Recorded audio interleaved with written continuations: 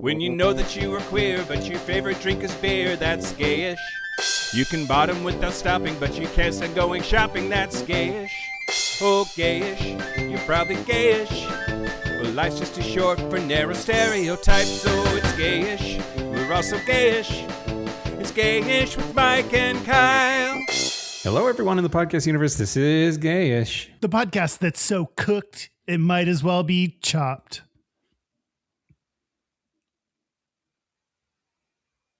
Okay. I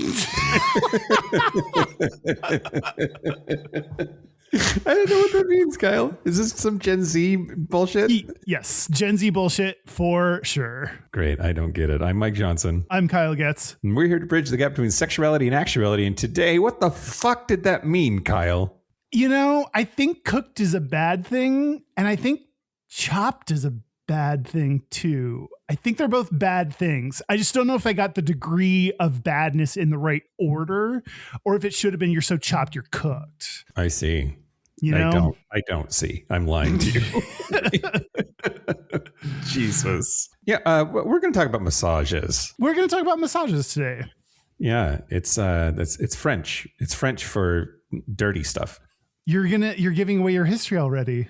Nah, that's later. We are going to talk about massages, but first, happy birthday again. Oh, sure. Happy birthday. We can keep celebrating that all month long, right? Yeah. How did that go? It went long. Yeah. I had to edit it. And I just edited last night, and it was a longer episode, but I think it was interesting. There's a lot that has to do with nines. Did you get it under 2 hours? Yes, it was under 2 hours. Our raw recording was under 2 hours, so that wasn't a challenge. Oh, okay. Okay. I was worried. Yeah. No, it was under 2. I think it was interesting. Hopefully people liked it. Hopefully people celebrated and had some rosé or beer along with us. And we're going to be one of those dumb assholes that is like, it's our birth month. And just keep celebrating. Also, I'm announcing that this is our final episode. Oh, shit. It's happening very abruptly, but we're recording on April Fool's Day, so this doesn't actually work. I completely forgot it was April Fool's Day until this very moment. So it didn't even work on me, your only audience member for this joke. So when this airs on the 9th, it'll be great. Everyone will love it. Jesus Christ, Kyle. It's my birthday. It is your birthday. Happy birthday. April 9th, not April 1st. Yeah. Oh, thanks. Yeah. You're an old man now. I know. I'm turning 40. I will disappear from the apps. No one will ever see me again. No, you're going to get hit up by an army of 19-year-olds. I promise you. At least that's what happened to me on my 40th birthday. But you have gray hair. I need to maybe daddy it up. Yeah, we could fix that. Okay. We need to daddy my profile. Jesus, Kyle. Yeah, your warranty is expired on all of your body parts. Yes. We could do our much awaited sequel to the profile makeover episode and do it on me. Yeah, let's do it on you. Do you think you could handle that? No. I think I would cry. Okay. Well, people like that. Yeah, they love 40-year-old men crying. That's something people love. They'll love what we give them. Okay. That's enough. Now the news. Shut your mouth hole. It's time for your ear holes. News. I also forgot that we said we were going to give ourselves our own critique if we don't read anyone's critique on. And you did that. You asked how we felt about the episode. Oh yeah, was that not an actual plan? I just rammed that down your throat. Like I forgot that we even discussed that, even though I heard it live and then heard it while I edited. I just forgot that completely. I'm so with it, Mike. Okay. Hey. Welcome to the party. Yes. So I do have an update. Okay. So I had mentioned that there was a Tennessee Library Board kerfuffle about Luann James was the name of the librarian who refused to comply. Oh yeah, in a good way. We liked them. Yeah, she refused to move more than 100 LGBTQ plus books from the system's shelves, and she was fired.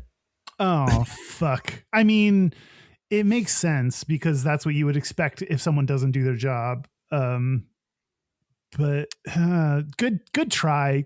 Way to swing. Yeah, there's this person named Casey Meehan, who's the director of PEN America's Freedom to Read program, who said, quote, her story will echo from the courthouse in Murfreesboro, Tennessee, across the country as emblematic of the fight against censorship and suppression. I don't think that's probably true. We're probably the only source picking up this news story. Yeah. I'm really, really sorry. If anybody out there has a job for a fired librarian, please reach out directly to her. We can't help. Okay, news the first, Kyle. Yeah. Okay, this week it's pretty like everything's bad and you should feel bad today. Oh, great. Yeah. But Idaho Governor Brad Little, who's a Republican, I just feel like they didn't even need to put that here in this article. Idaho Governor Brad Little, a Republican, signed a bill on Tuesday that criminalizes trans people for using bathrooms aligned with their gender identity.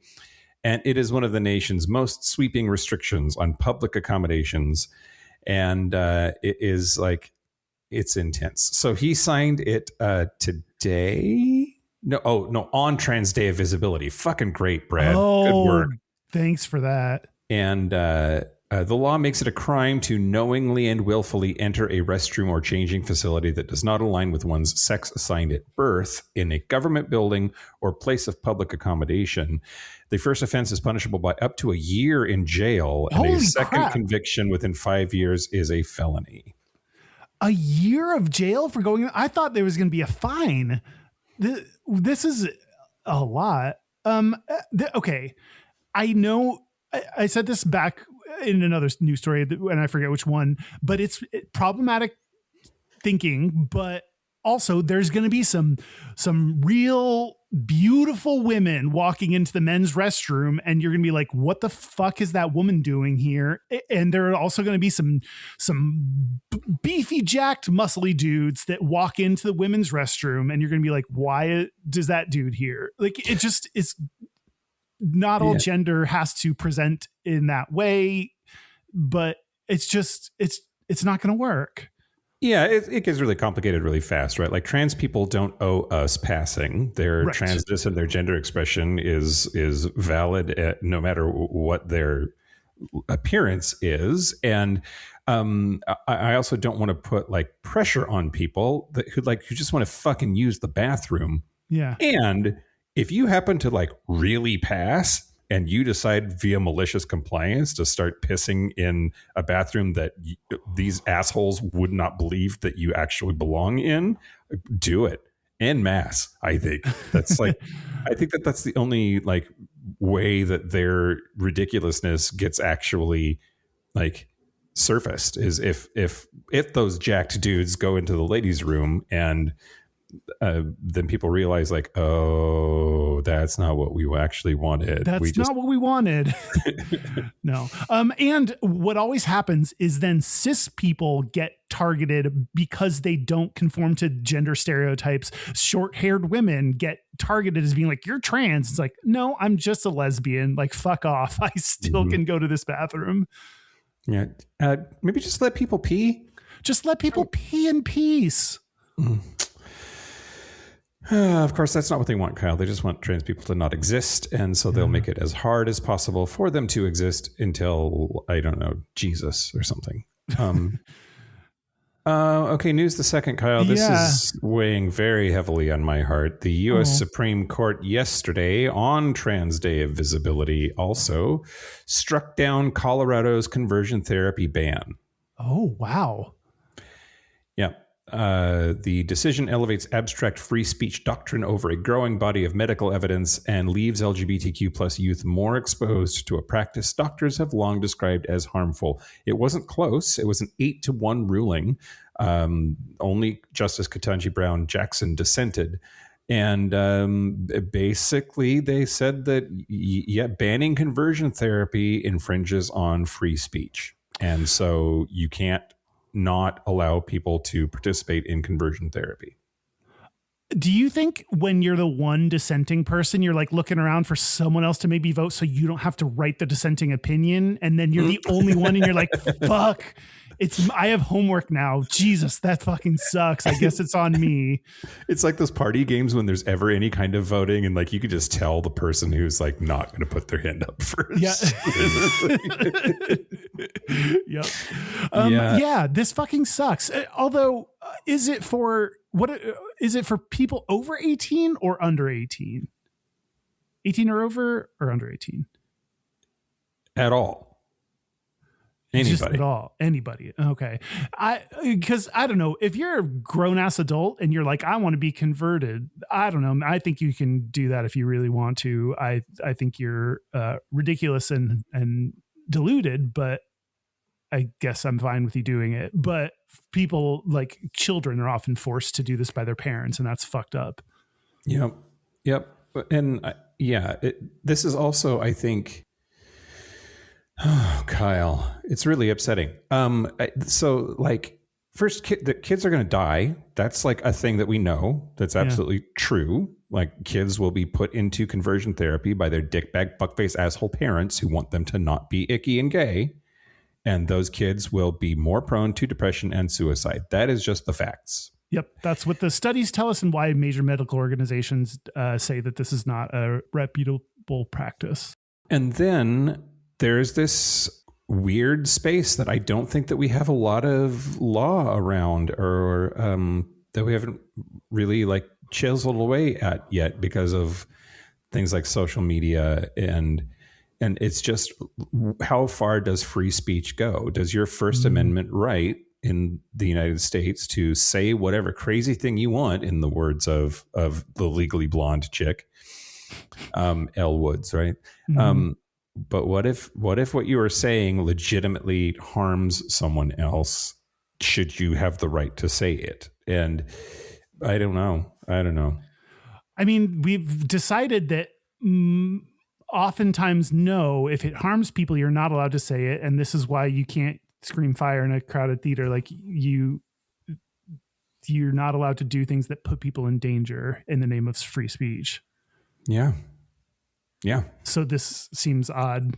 I mean, it doesn't, given who our Supreme Court justices are, but it still is a fucked up ruling. Yeah. The court has basically ruled that the Constitution does not allow the government to decide what can be delivered in a therapist's office. And it should be able to, it does. Therapists have lots of government regulations about what they're like supposed to report and not report, and when they have to, no, that's incorrect. Yeah. There's licensure, and that licensure is about like what's actually good practice as a therapist. And if this isn't, then saying no, or if you do, you can't have a license is, I don't know. I don't fucking know, Kyle. Up is down, down is up. We're all going to die. Yeah, this blows. This really blows. I'm interested to see what happens. Happy birthday to me. Happy birthday, Kyle. Okay, news the last. We have to talk about Brian Noem. Okay. Fired former U.S. Department of Homeland Security Secretary Kristi Noem has now a new thing that she's dealing with, I guess, that a British tabloid has published a bunch of messages and photos it claims are tied to her husband. And there are communications that are linked to a fetish community. The outlet promoted the story on X, writing, quote, "Secret double life of Kristi Noem's cross-dressing husband, Brian, the pouting, busty bimbo photos, and trove of explicit messages." According to that report, Brian Noem allegedly praised women's exaggerated physical features. He's into giant tits, Kyle. That's what they're... We all are. Praised women's exaggerated physical features in explicit messages and expressed interest in similar aesthetics, while also sharing photos of himself in feminine clothing, including outfits with simulated breasts and tight garments. I mean, huge, giant knockers, Kyle, that he has pictures of himself in. And the outlet further reported that he sent at least $25,000 to women he interacted with online and communicated with under an apparent pseudonym. And so, Josh Sorby, who handles communications for the Senate Judiciary Committee Democrats, who's from South Dakota, where Kristi Noem was governor, said, quote, the Brian Noem story perfectly encapsulates these people's hypocrisy and insecurity. They ostracize any queer person in public, but they love to queen out and do gay shit behind the scenes. Get well, and I'll even cheer on your bad drag after they're out of power. Now, what do you have initial reactions to this whole thing? Yeah. The thing that we're going to shame them for is not about dressing up in female clothing. It's not about paying people for, I don't know what sexual acts they did or whatever. Even if it was paying people for sex, like there's no shame around that. Like those are things that we are trying to dispel shame from. It's the hypocrisy of being, or I don't know, he was married to someone who was shitty to people and then doing them in the privacy of their home. That's the part that we're going to shame them for. Well, I think I agree with most of that. Here's a couple of like things that I am chewing on. Okay. First, as much of an evil fucking bitch Kristi Noem is or was or continues to be, fucked if I know. I hate her with all of my being. I don't think that she deserves to be the focus of coverage on this thing because of what her husband is doing. I think that that's like, we do this to women in power, women in the media, especially like pop culture, frankly. It's always like their man goes and does something stupid or crazy. And all of a sudden, like people are putting microphones in her face about like, what do you think about your man doing this? And that's just, I just don't think that's right. Then separate from that, I disagree with this queen's characterization that it's gay shit that he is doing. Cross-dressing is not inherently queer or trans. It is a thing that sometimes straight men do, and that there are totally cishet people who cross-dress sometimes. It's a little queer, right? Maybe. I don't know, but it isn't gay. Anyway, but then also, fuck them. I hope, burn in hell, whatever. No, I think that's interesting about like the focus being on, like she's going through something too, finding out this information about her husband. And that's got to be a pretty devastating realization if that was something she was unaware of and now is coming to light through news rather than like a conversation that she's having with her partner. That sucks. Yeah. I can't decide if he's attractive or not, or used to be. Do you like him better with the big old tits? Okay, there's one picture on the Daily Mail of him in a sports bra, a flesh-colored sports bra with big old tits, and his nipples are so crooked I can't focus on anything but how crooked his nipples are. Anyway, Kyle, that's the news. That's the news. Speaking of old crooked nipples, I want to thank our new Patreon members, Jamie May Louise. That's a cool name. And Laszlo. What? There's two accents, so I don't know where to put the emphasis. There's an emphasis. There's an accent over the A and the O. Laszlo Vass. If you want me to try, hey Mike. It's been a while since you just like honestly and full-throatedly fucked up a name. And I really I just appreciate it so much when it happens. But I think I got Jamie May Louise right. Probably. It might be Louise. It might be. It could be. Knowing me, it probably is. Or Louis. Louis. If you want me to try to say your name, if you want ad-free episodes a day early, if you want to support the show, go to Gayish Podcast. Go to patreon.com/Gayish Podcast. Do it. Do you want to talk about massages? Let's talk about massages, Kyle. First, I know that we'll talk about like our personal experiences throughout, but True or false? We don't remember why we're doing this episode. It came up on the calendar, and then we were talking about it before recording, and we were like, who picked this? And no one knew. So I don't know where this came from. This is a Ghost Phantom episode topic. It's coming from nowhere. It's coming from your crooked nipples.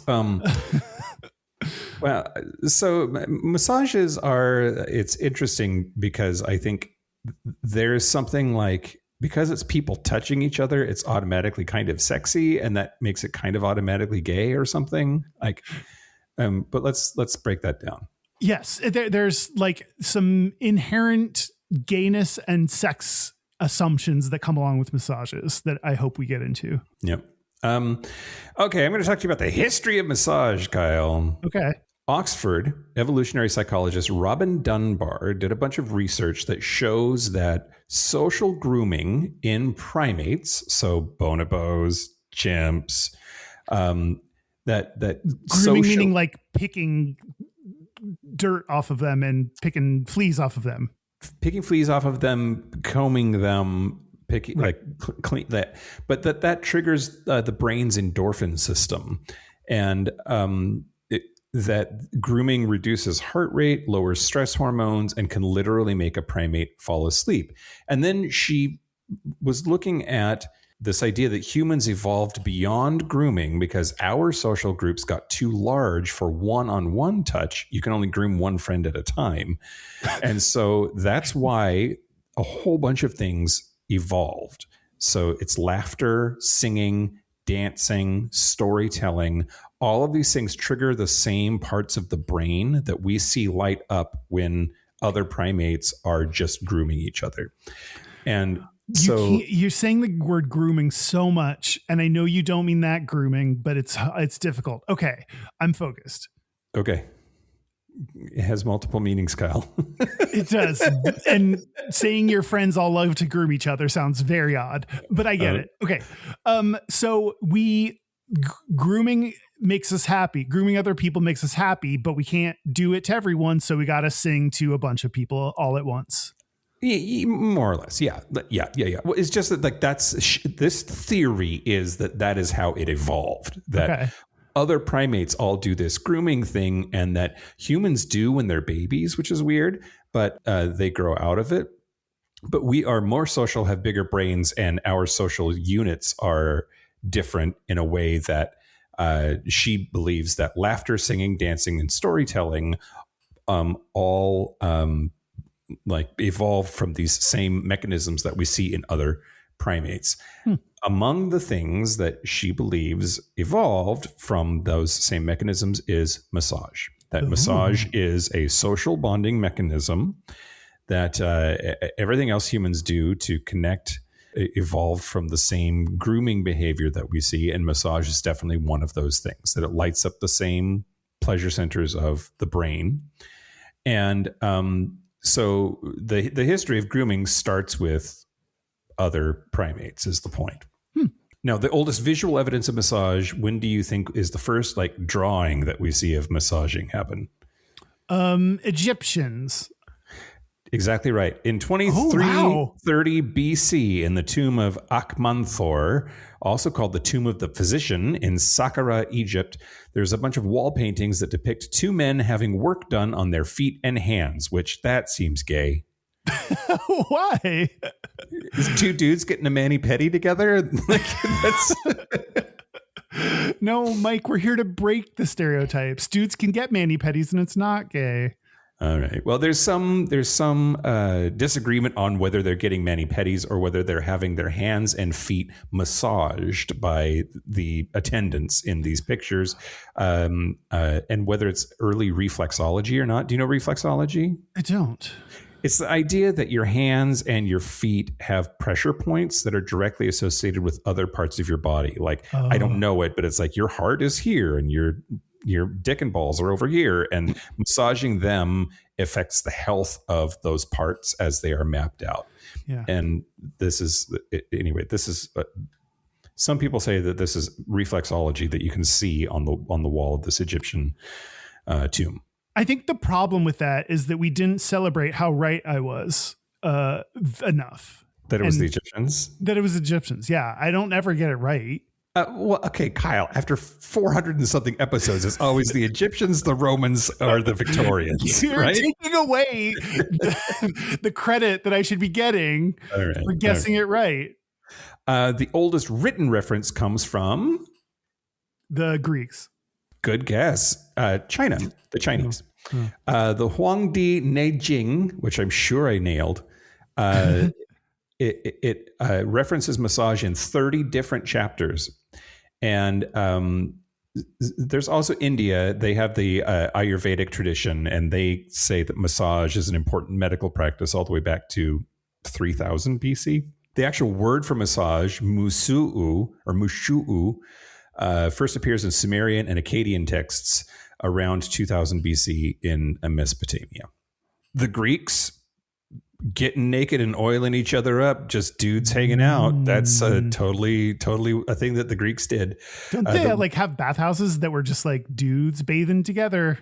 Yep. The word gymnasium comes from gymnos, meaning naked. All exercise was done nude, and there were specialized practitioners, people in the gyms that were called elaiptes, or anointers, and their job was to oil up the naked male athletes, which, if I get reincarnated, Kyle, send me backwards.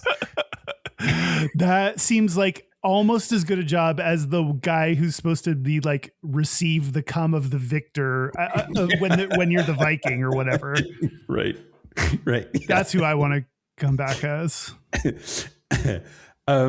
Historians have called Greek gymnasiums, quote, breeding grounds for homoerotic impulses. Yeah. Hippocrates, who was a Greek, he prescribed anatripsis, or rubbing, as medical treatment. And the Roman physician Galen massaged emperors as part of taking care of them, medically speaking. China had a department of massage therapy inside the office of imperial physicians as early as 581. Wow. Just a couple of other things. Swedish massage is a kind of massage that people talk about, can purchase, whatever. But the Swedes don't call it that. It's not really Swedish, and it's confusing. So Per Ling, he lived from 1776 to 1839. He developed a system of medical gymnastics in Sweden, but the actual massage techniques, effleurage, petrissage, friction, tapotement, vibration, those were all codified by Dutch physician Johan Jorg Mesger. And in Sweden, they just call it massage. But the full body massage on a padded table where you stick your face through the hole didn't exist before the 1880s.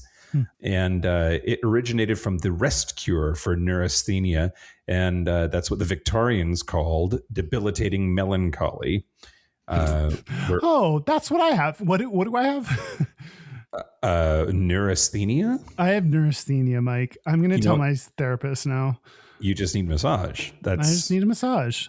Yeah. But yeah, the Victorians prescribed massage for brain stuff. And that's how we got massage on a padded table like we have today. The last thing, we already talked about all of this on our bathhouses episode, so I'm not going to super duper go into it. But like for a long time, go get a massage at this place was like Polari and or underground code for you can do gay shit at that spot. And they were almost always bathhouses, but bathhouses offered massage typically, especially at the beginning. New York City's Everard Baths that opened in 1888, they had massage rooms, and they advertised those massage rooms in newspapers, and that was one of the ways that they got word out that like you can come here and do gay shit. Yeah. So bathhouses and massage have a very similar connected history with each other. And I just thought I didn't know until now that like, I just thought bathhouses was like, hey, come here and take a bath, or wink, wink, you're going to get a blowjob. But bathhouses were a place that you went to go get a massage, which was also wink, wink code for a blowjob. So, okay. So when I see massage and then gay sex comes to mind, I'm not It's not just because I'm in this gay world and have blinders on. There really is an association between those two things. There really is an association with those two things. Cool. And the connection between massage and bathhouses and homosexuality dates to at least the 1490s, when the police in Florence were they monitored suspect boys at bathhouses. So there were these masseuses who would go to bathhouses to sell their buttholes, and that was the 1490s. So it's been documented at least that far back, this connection between like gay shit at bathhouses that looks like massage. Wow. That's the history, Kyle. I would sell my butthole for way more than $14.90. Oh. I love it when you listen to me. I'm going to tell you some Gata. All right, tell me some Gata.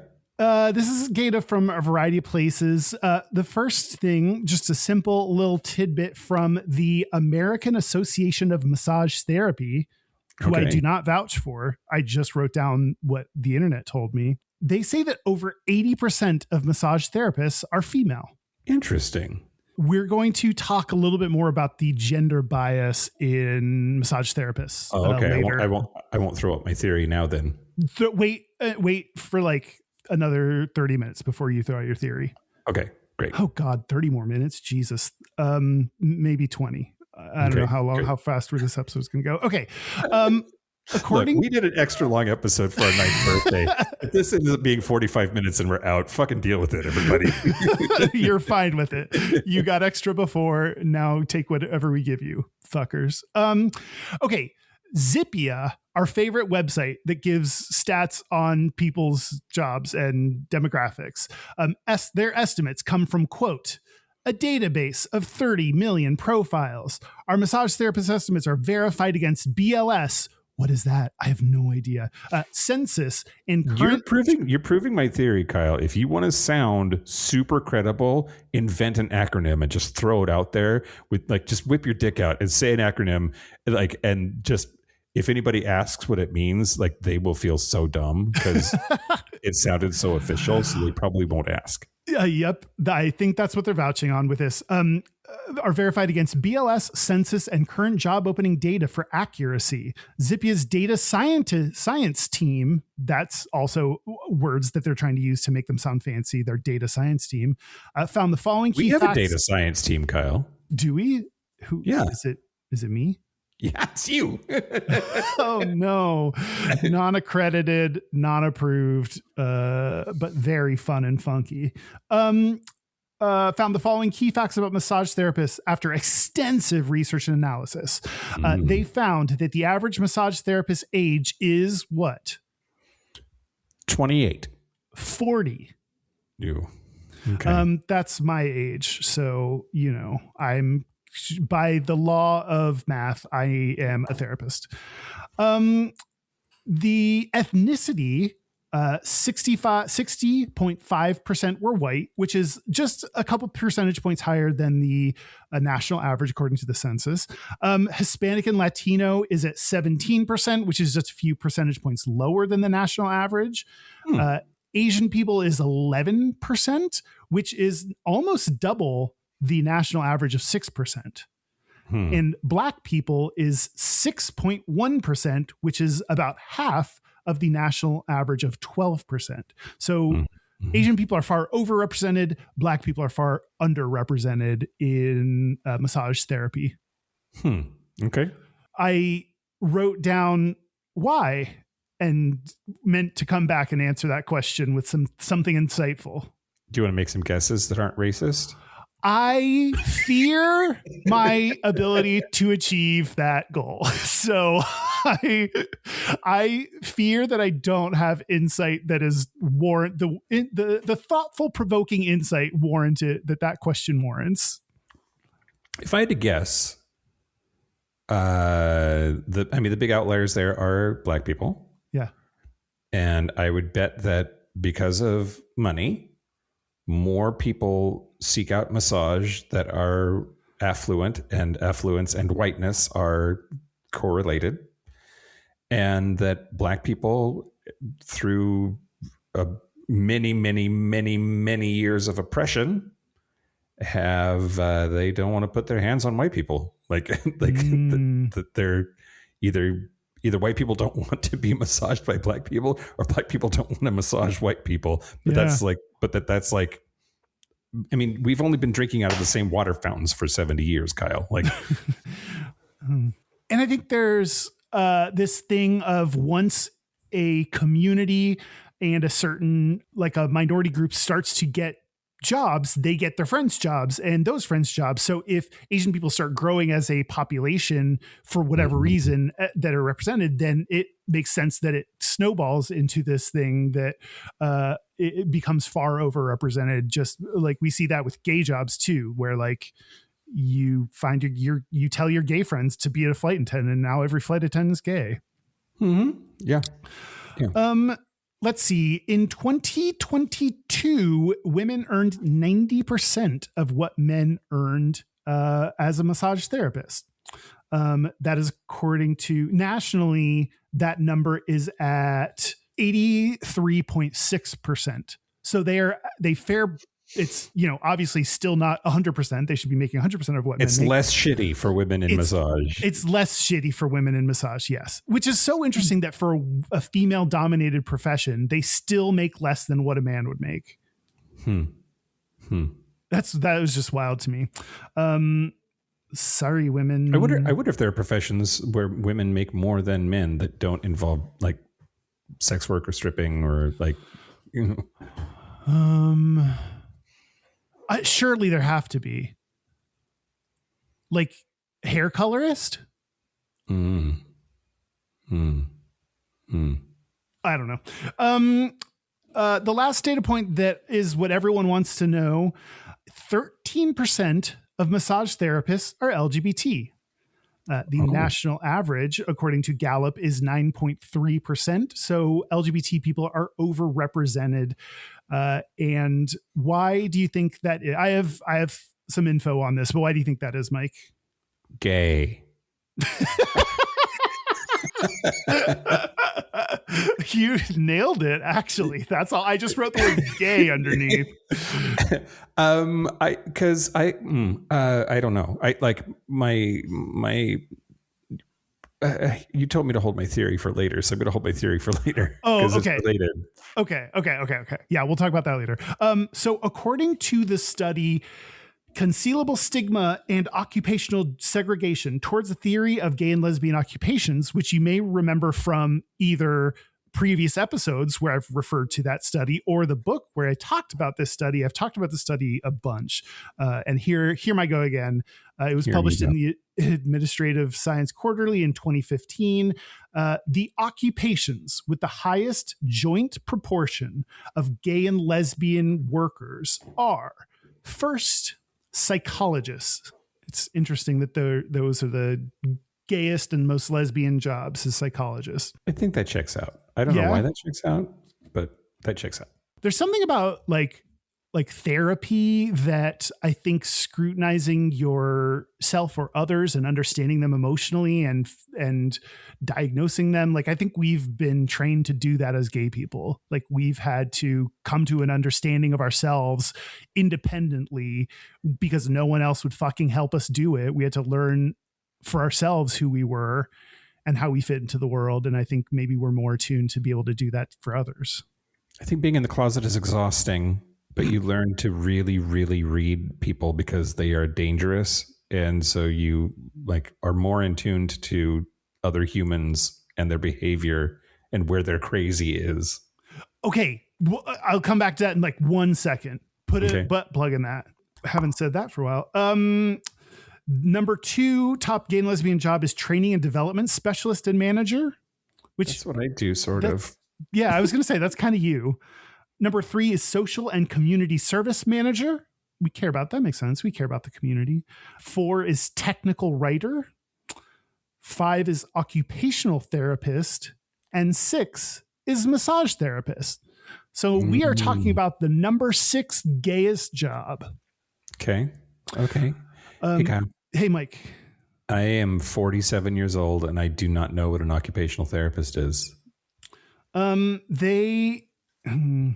What's the non-douchey answer to that question? Just lay it on me. Oh, they therapize your occupation. Oh, great. Okay, yeah, that clears it right up. I asked, you said to lay it on you. No, I don't know what it is either. Okay, great. Are you Googling it instead of listening to me? No. Oh, okay. I don't believe you. Okay. It's harder to do when you're in the room with me. I know we're remote, so I can, but I still can see your little fingers. Like I can see your hands. It's my birthday. These fingers, Kyle. Do you like these fingers? It's my birthday, Mike. We have to be nice to me. Okay. Why are these jobs the top jobs? One of them, I think, is what you were describing, is they require above average social perceptiveness. We read other people. We know how to read social cues, particularly because that was important when we were younger, to be able to pick up on social cues to keep us safe or to find out where discrimination was going to come from. So I think that's exactly what you were saying earlier. Take the butt plug right out of that comment you made, because that's one of the reasons. The other reason is task independence. These jobs have above average task independence, which is the ability to perform your job without depending on coworkers. This makes it easier for you to conceal your gay identity if you don't have other people that you have to work with and potentially come out to and potentially get rejected by. So we like things that are a little bit more independent. And many of the top, their theory is in this paper that many of the top jobs for gays and lesbians have one or both of those features, that they have above average social perceptiveness and above average task independence. And I could definitely see that with massage therapists. You have to pick up on other people's cues. You have to have that social perceptiveness to be able to understand what people are saying and what they need and how they're feeling when you touch them and do different things. You have to be able to pick up on those things. And task independence, makes sense. You bring someone back, like you massaging in a room for an hour or 90 minutes is you just all by yourself. You hope, well, unless you have 2-hand massage, then you got coworkers going on. I don't know. 2-hand massage. Sorry, that's just still one person. 4-hand massage. But don't you just divide and conquer at that point? Just like, you get everything north of the belly button. Don't fucking touch me. But like you were saying with reflexology, what if I like tickle the under the foot and then their arm starts twitching? Like maybe it's all connected in some way that all 4 hands got to be attuned to. Yeah. I don't know how massage works. Yeah. Anyway, that's the Gata. Okay. Well, I was going to talk to you about the benefits of massage, Kyle. All right. It feels good. And then you're relaxed. Do you like massages? Yeah. Okay. Yeah. Yes. Hesitant. Yes. Well, the last massage that I had was in Colombia, and it was, I have to say it like that with like an accent. Do you? And they started my massage by hooking electrodes up to me and shocking me. And I was unprepared for that. And as everyone would be, I presume. Well, I just assumed it's because I couldn't read Spanish. But it was like, and it wasn't like, I wasn't getting shocked, but like, but it was like, making my muscles twitch. Like I was massaging it was weird. Anyway. But yes, normally I like massages. I don't get them that often, but when they come my direction, I enjoy them. Yeah. You don't. I imagine you just don't like to be touched. But I don't really like massages. Never feel good to me. I want them to feel good. I've done it to be like, I booked myself a massage as a treat and like gone and just I don't like it. It feels bad. And then I don't want to be like, can you touch my feet? Like, I don't want to be the dude that's like, can you rub my feet? My butt is sore. Can you rub my butt, please? Like, I just I don't know. It's it's an awkward environment and I don't feel good while it's happening. It's okay. How about in a more private environment? Do you like being rubbed by a significant other or even a hookup? Yeah, like I don't like. Is that better than? I'm not one of those people that's like fucking go to town and hurt me so that I like get out the knots. Like that does. I think people don't actually like the massage itself. They like the feeling of after the massage is done and your like muscles are relaxed. I don't know. I don't understand. I don't get that part of it. If you want to gently rub me, sure, I'm totally down for that. I like that. Real soft hands. Okay, great. Yeah. Does this happen a lot with hookups for you? Like where massages come up? No, but there are some people that are like really into it. Like like it comes up more often than I would have anticipated in a like hookup context. We didn't do the like, what is a massage? Are we talking just like, like you rub your, like you, when you're cuddling after you fuck, then if you cuddle and if they're not right out the door, which, sometimes is ideal. Sometimes they demand cuddles and I have to offer them. And like you rub your hands over people, like that's not, I don't know. I guess that's not a massage. It's not. But it feels good. It's somewhere more than that. Like I don't know where the line is, but it's somewhere more than that. Yeah. Yeah, you're right. Okay, the benefits of massage, Kyle. Okay, yeah. So some of the benefits that people talk about are surprisingly legit, and some are utter bullshit. And I'm a little bit afraid of getting canceled. Oh. Because this is the kind of thing that people have feelings about. Oh, I'm so excited. Let's start first, though, with one that's true and that works and is good. Okay. The strongest proven benefit of massage is anxiety reduction. It's very effective at that. It makes me more anxious. Incorrect. I call bullshit. Incorrect. There is a 2004 meta-analysis of 37 randomized controlled trials published in Psychological Bulletin that found a course of massage treatments reduced trait anxiety and depression with effects similar in magnitude to those of psychotherapy. No. Yeah. No. The Mayo Clinic confirms massage effectively reduces stress, pain, and muscle tension and triggers endorphin release. That's wild. Yeah. Yep. So being one for massage, it does the opposite for Kyle, but whatever. Then if you don't have to go very far on the internet for people to start talking about cortisol, and that says that massage causes a cortisol drop. That's probably not real. That's probably bullshit. So there's a claim that massage reduces cortisol by 31%, and it comes from Tiffany Field's 2005 review. But a meta-analysis in 2011 found that massage's effect on cortisol is, quote, generally very small and in most cases not statistically distinguishable from zero, which is cunty scientist for bullshit. Yes, that is super cunty scientist.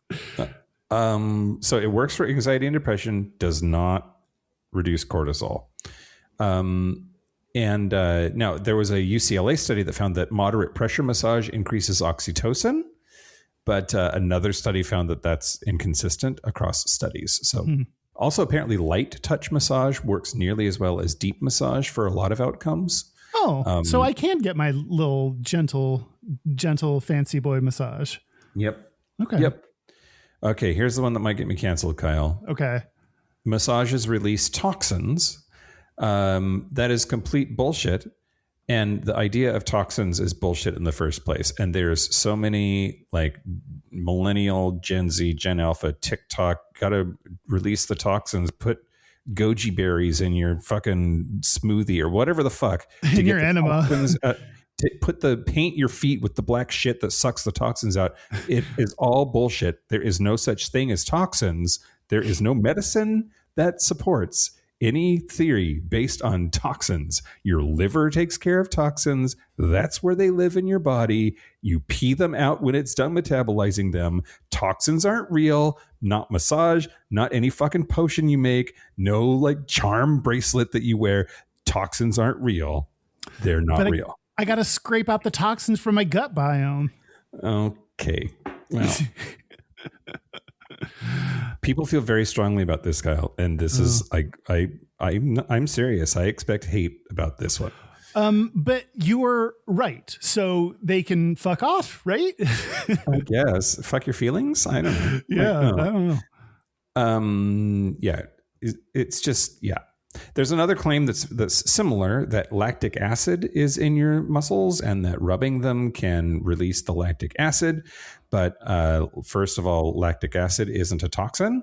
And even if it were, there are some studies that show that deep massage may actually inhibit lactic acid reabsorption. So no study has shown that massage actually reduces infections or illness or makes you less sore from lactic acid. Okay, touch deprivation is a real health issue, and it disproportionately affects queer people. So this is a thing that we need to talk about. LGBTQ plus seniors are more than twice as likely to live alone and experience social isolation compared to non-LGBTQ plus seniors. And about 50% of LGBTQ seniors report feeling lonely or isolated. There was a study during COVID that found that touch deprivation was associated with higher anxiety and greater loneliness, and that intimate touch was the most craved type. 6. But there's an intersectional loneliness driven by getting older, minority stress if you're gay, body image pressures, exclusion within the gay community itself. This was all in the Journal of Homosexuality. And that professional massage might be one of the few sources of safe, non-sexual physical touch for elders in the queer community. Man, you listed a whole bunch of things that's like, God, I'm so fucked. Why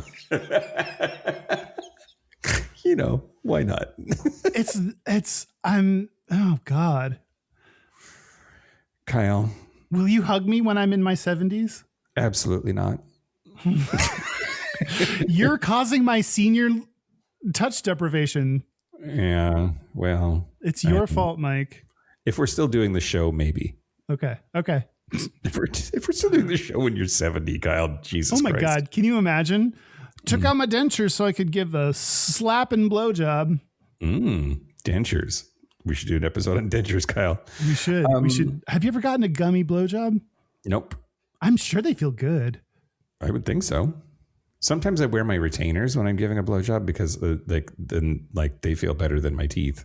Oh, safeguard against your teeth. It's like that's smart. Okay, we have to get serious again for just a second. Okay. There is evidence that massage helps people with HIV/AIDS. Oh, wow. So there is evidence that massage improves quality of life ratings for people living with HIV, particularly when combined with other stress management approaches. There was a study in 1996 that a bunch of HIV positive men who received daily massages for 1 month found significant increases in natural killer cell number and cytotoxic capacity, meaning their immune systems actually got better. Their T cell counts were not improved, but other components of immune system measurements went up. Wow, I would not think it would have any benefit to HIV patients, but Yep. And then the last thing to talk about is the placebo effect. The placebo effect works even if you know that it's a placebo. And a lot of people will say if massages if pretending that I have toxins and that I'm getting rid of them makes me feel better, then like, who cares? That should count. It's fine. And I mostly agree with that. Do whatever makes you feel good. That's totally, totally fine. But when it comes to whether massage is a placebo or not, you're using the word placebo wrong. Like you can't give someone a fake massage without them knowing. Like that's like double blind studies are somebody takes a pill that doesn't have the medicine in it. Somebody takes a pill that does have the medicine in it. Did it make the thing better? You can't fake massage someone. Right. Okay. Yes, this makes sense. Yeah. Anyway. Anxiety and depression, Kyle, being an old bitchy queen in a home that's isolated and HIV positive, those are things that massage actually super duper helps with. Wow. I didn't expect the benefits to be so gay. I love that. Yeah, me too. Let's talk about gender. I want to get to gender. Yeah. That butt plug is really starting to hurt. Oh yeah. You need to stretch out a little bit more before you put it in. You had a theory about why there are more women in massage as a massage therapist than men? I think that women get more massages. And I think that it's enough of a thing that maybe it's changing, but at least my generation, men wouldn't go get massages. That's weak. That's feminine. And so I think that more women were more comfortable being massaged by women than by men because men suck. But anytime an occupation becomes an occupation that's associated with women, the gays follow. And I think that the feminine association with working in that industry likely means that more gays do it. And that's why we're overrepresented. That was my thing. Segment over. Oh, great. No. I think that's a really great theory. I think that was actually like pieces of the like why there's a bias for women in these professions. And I'll just read you a few of them because I think that you touched on a couple. This is from the Institute for Integrative Healthcare. People feel safer around women. I think that is, they probably don't just feel safer. I would argue they are safer around women because men tend to be the ones that kill and rape people. So they probably actually legitimately are safer around women. So it would make sense that you may feel safer having a woman as a massage therapist. Yeah. You mentioned women are probably more likely, and they also said women are more likely to seek massage therapy. And I also think there's something about like massages that you're right, men think of as weak, but like they fit into this kind of genre of like things like going to the spa, going to get a mani-pedi, like going to get your nails done. Like these kind of self-care things are associated with women. A lot of things that are just like taking care of yourself is feminine, and it's so wild. And that's kind of what the metrosexual thing was really about. Yes, when we started that label, it was because these are dudes that are taking care of themselves, so we needed to have some kind of gay sounding name for them. Yeah, this is a whole new breed of man who actually, I don't know, dresses nice. Yeah. But yeah, anyway, so women are more likely to seek massage therapy. They may, one of their theories is women may fear judgment about their body from men. So they would rather have, which I don't know. I think women can be judgmental of other women's bodies as well. Yeah. Maybe it's just less dangerous when a woman judges your body than when a man judges your body. I don't know. There is could be the fear that a massage may be sexualized. And again, I think there's probably some support to that. Like there's probably some actual truth behind that. There is likely homophobia has to do with it. There are a couple things that this article that I read mentioned. One, men fear intimacy with other men. So they wouldn't men may not pick other men as the person to touch them. And men fear they may get an erection while getting massaged. So the idea that it could be a dude that's the one that gave them the massage, that gave them the boner, is risky. So they would rather have that be a lady. See, but if you say no homo, it's fine. But you gotta say no homo. What is it, like that case you bring up, the doctor, where he fucking killed the doctor because he didn't say no homo? Oh, he shot the doctor because he didn't say no homo. Oh, Jesus Christ, get your shit together, men.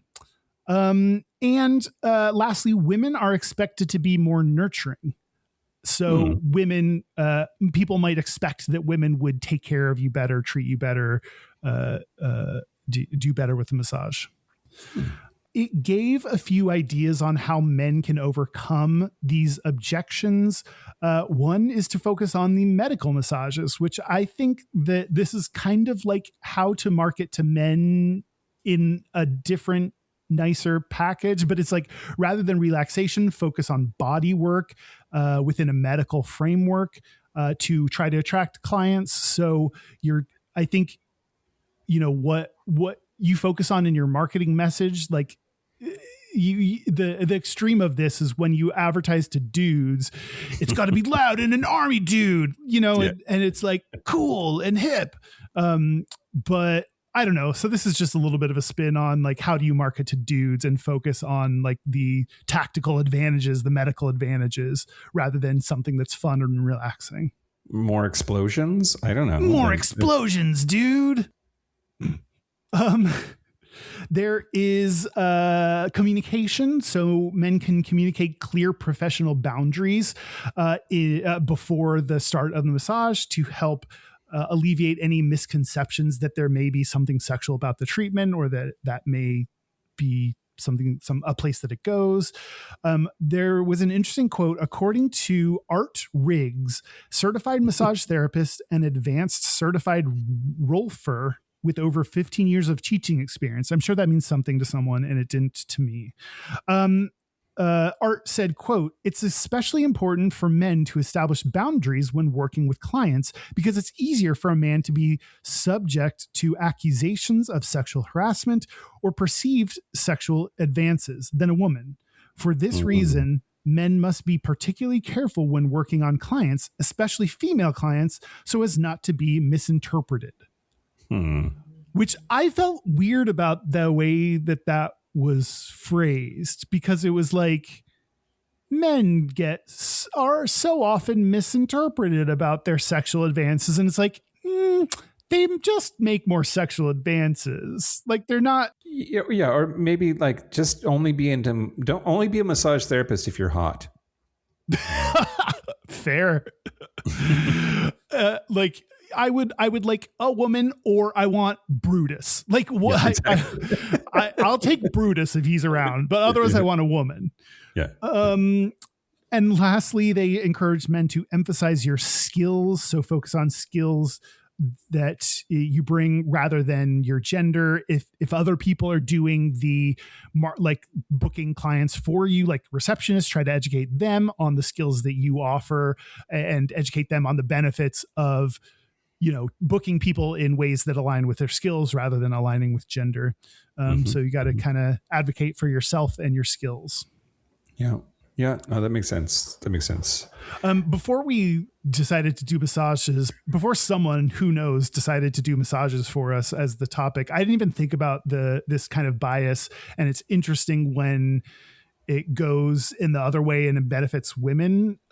It doesn't benefit them monetarily because they still make less than men, but like it benefits women in terms of like the, like people picking women, there being more women in the profession. So it's just always interesting when you flip the stereotype on its head. That's like childcare, elementary school teachers, like that same effect, right? Like the presumption is that the men are going to diddle the kids. So women end up having all the jobs. Not all of them, but like there's a pressure there that systemically, creates an imbalance in the female direction. Yeah. Well, I'm going to talk about It Was Just a Massage in the Patreon segment, and it's evil fuckers who have massage stories. But we're going to play a game, Kyle. Are you ready for a game? Yeah, let's play a game. The name of this game is Massage or Made Up. Okay. I'm going to describe a massage, and you are going to tell me if that's actually a massage you can buy or something I made up. I mean, if you can put the words together in a sentence, you can buy it from someone. I did my very best to make sure that none of these were actually available. Okay. You can't prove a negative, so maybe you can't. But are you ready? I'm ready. Number 1 is the Lomi Lomi massage, which is also the name translates to rub in Hawaiian. Uses long flowing forearm strokes mimicking ocean waves, often performed by 2 therapists simultaneously. That's 4 hands, not 2, while the therapist hums to create amplified vibrating energy. This sounds horrible. Some dude or probably lady just humming while she rubs her forearms on you. I hate it. It's probably true. I think it's real. It is real. Correct. Oh, God. Number 2, Kyle, the scorpion sting massage. Live deathstalker scorpions placed along the body's meridian lines. Controlled stings allegedly trigger a cascade of immune activation, mimicking deep acupressure. You put in big words to make it sound legit. This is not real. Correct. This is fake. Okay. Good work, Kyle. You threw in the meridian line, and I was like, I don't think it needs to be that specific if it was real. Number 3 is the Czech beer spa massage. You soak in a 1,000-liter oak tub of hops, malt, brewer's yeast, and warm water while drinking beer from taps built into the tub. Then get a beer-infused massage on heated wheat straw. It would be so sticky, and you think as a lover of cum I'd be into that, but I'm not. You also don't really like beer, so I don't like beer. No, this is not real. This is real. No, it's oh god. Beerspa.com, Kyle. They owe us $100 or something. Number 4, a Tibetan yak butter ritual massage, Bo Shag. Warm, clarified yak butter massaged into the skin, claimed to derive from Bon shamanic tradition predating Buddhism. It's said to seal the body's wind energy channels. I think that anytime you try to connect it to like a this is an ancient tradition of the thing, I think that's a real thing that white people would be like, cool. So yeah, I think that's real. I agree with your thinking, but this one was fake. I made that one up. Now, butter massage is real. You can get there's a spa here in Kirkland that does butter massage, but I couldn't find one that did yak butter. Is butter massage just when an ugly dude massages you? Yeah, maybe.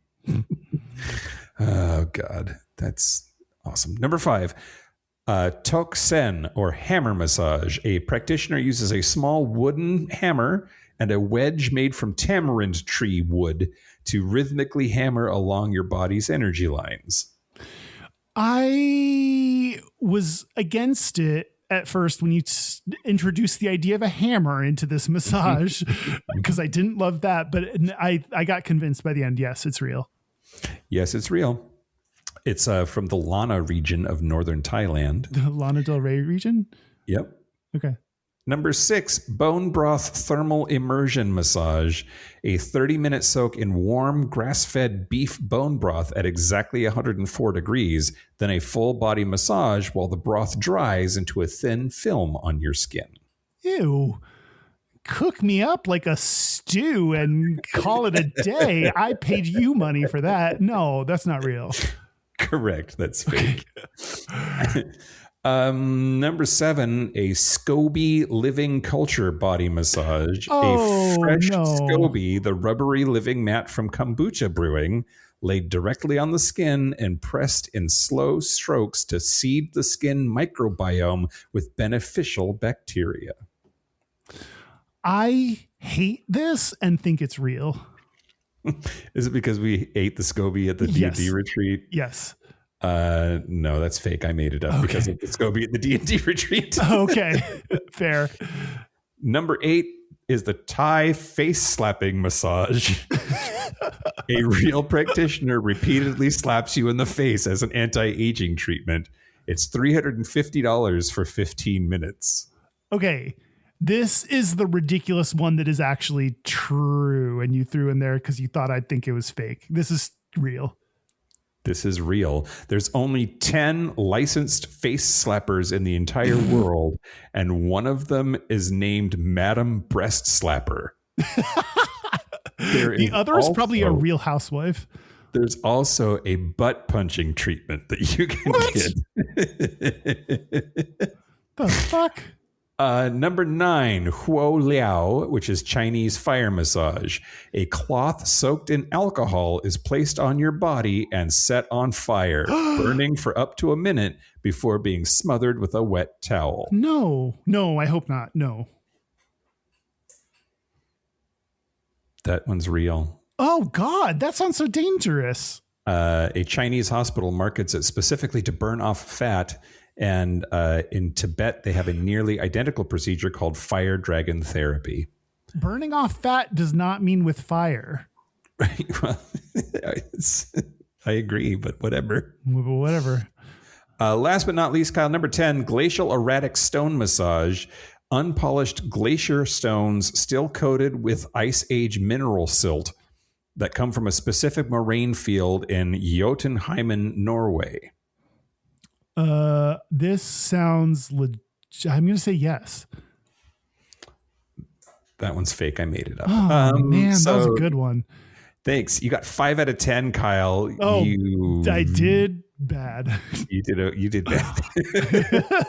But I feel like the last couple of games you've won. So, I deserve to lose a little bit. Yeah. The fire massage one, that's the one I couldn't believe. So the Thai face slapping massage, you're right. I was like, that sounds, there's no way who would sign up to be slapped in the face as a massage. There's no way that he'll pick that one, but you got that one right. Yeah, I got the weird one right. Okay, so are massages gay? Surprisingly gay. I think they're gay because gay people, like there are gay associations that you mentioned with bathhouses and gay, like, and massages mean like gay sex sometimes. We didn't really talk about like sometimes on apps, they still use massage. Like people will offer massage services and like, it's basically like, that someone's, saying that you can pay them for sex. Yep. And LGBT people are represented in in the profession, and anytime, and we have like women are overrepresented, which means it's more likely to be seen as a gay thing. So I think it's pretty gay. Yeah, I agree with all of that reasoning. I think the one that really tips me over is that more massage therapists are gay. Like that makes it that pushes it over the edge for me. Yes, according to our friends at Zippia. Thanks, Zippia. A source of data that we continue to use in spite of the thing about it. So did we do it? Sure. We talked about massage. The one thing that I did not mention that I will is when I was still in the closet, and like the first boy that I started like getting like a little touchy with, we said that we were giving each other massages. Oh yeah. So we would just get in bed and like rub each other and then like rub down and like rub to our upper butts and like it'd get like past the point where you could explain it heterosexually. But we were just like, no, we're just giving each other massages. And I remember that being so hot and so fun. Just two dudes rubbing butts. Just rubbing butts. Nothing to see here. We're just two bros hanging out rubbing. So I also have like an association with massages and gay shit personally. Yeah, that's the gayest non-penetrative thing I think you've ever described. I think so too. It was so gay. And then one time after we did a massage, I kissed him, and that was my first kiss with a boy. And then he texted me later that we should never do that again. Oh, did you go back to butt rubbing, or did you break up? No, we fucked.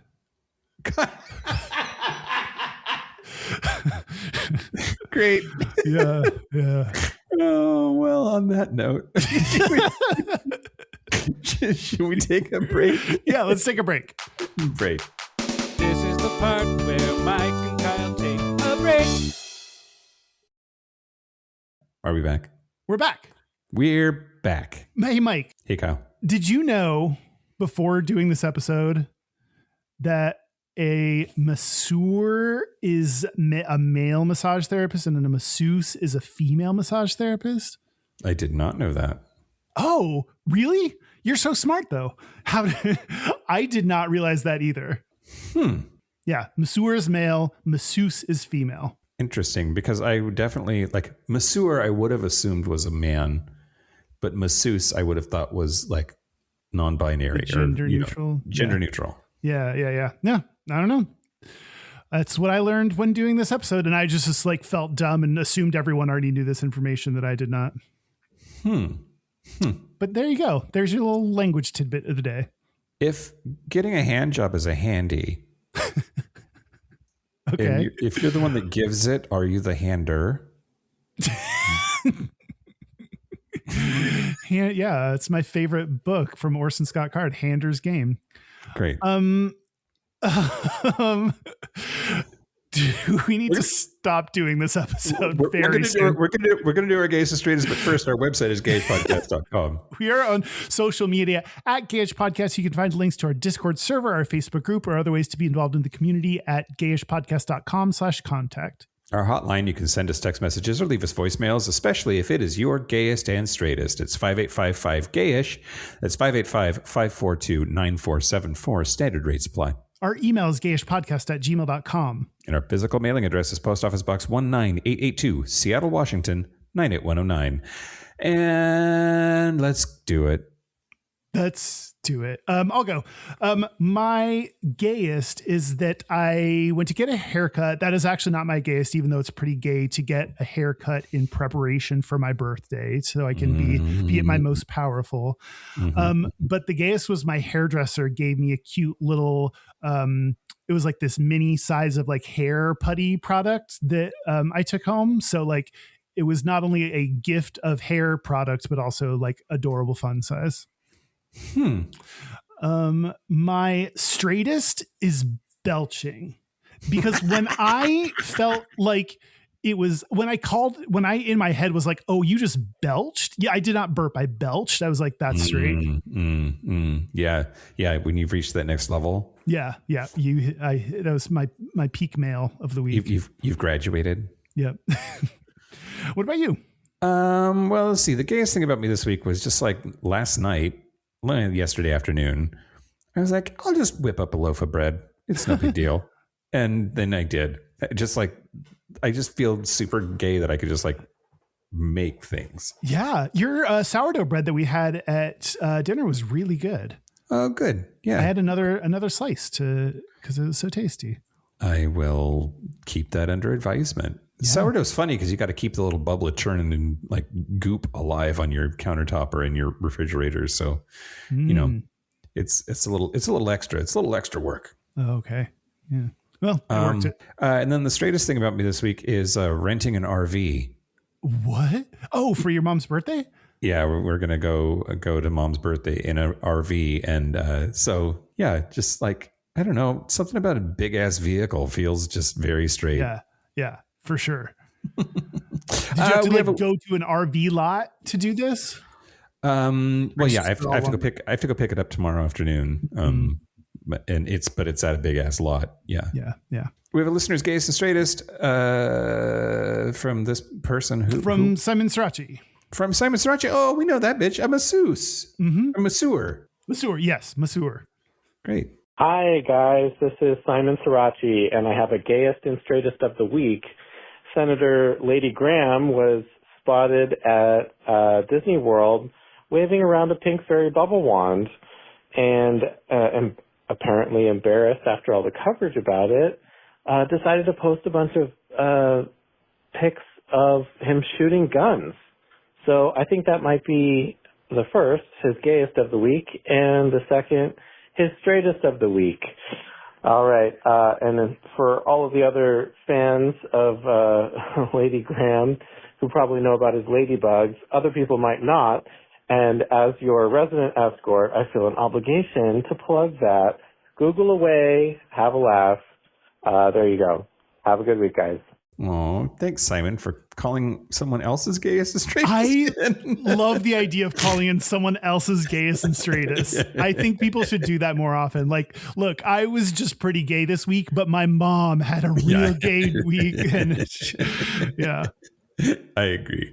And yeah, you should Google Lindsey Graham's ladybugs if you want to be entertained and grossed out at the same time. Okay. I guess that's it. We did it. I don't feel like we said the word happy ending enough in this episode about massages. Yeah, because it's hard to do that without then also saying special finish with an accent that is racist. Thank you for holding back, Mike. We appreciate all that you contribute. I almost made it to the end of the episode, Kyle. We're in the home stretch. Hold on, hang on to that instinct a little longer. Yeah. And I also want to thank our super Wait. What? Wait. Thank you to masseurs and masseuses. And masseuse. And now can I do it? Yes. Okay, thank you to our Super Gap Bridgers, Matt H, Jesse, Adam Y, Locomotive, Simon Srirachi, Kaylee Adams, Kit Oliver, Kobe Gordon, Squoggle, Billiam Bryant, William Bryant, John Crowley, Stephen Porch, Yost Dosel, Jonathan Montanius, Forrest Nil, Steve Douglas, Explosive Azania, Michael Covington, Thomas B, Dusty Sands, A. Coleman, Chris Cacciatorians, and Jerome York. Thank you for your support. Thank you for your money. That's it. This has been Gayish from the Chris Cacciatorian Studios. I'm Mike Johnson. I'm Kyle Getz. Until next week, be butch, be fabulous, be you. See ya. See you next week.